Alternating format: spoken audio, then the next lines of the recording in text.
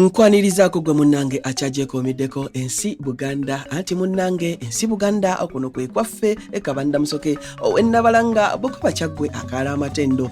Nze nkubuuzaako nateera olunaku olwaleero kansuubire nti munnange oli bulungi. Kakati nno munnange nsaba nkulage amannya gano ne kye gategeeza oba oli awo ky'obadde tomanyi ate naawe okimanye. Erinnya Kakinda oba Kakinda ono nno aba Wakkobe nga litegeeza okukinda oba kuyite okuyooyoota n'okutona olubugo lwa Kabaka. N'olwekyo oyinza okugamba nti Kakinda litegeeza omuyooyoosi. Abange ebyo nno osiibisuseekaawo wabula munzikirize nzire ennabalanga bukoba kyaggwe tuddiŋŋana ate mu kitundu ekirala ng'ate munnange nkuwa ebirala. Ayi Katonda kuuma Namulondo.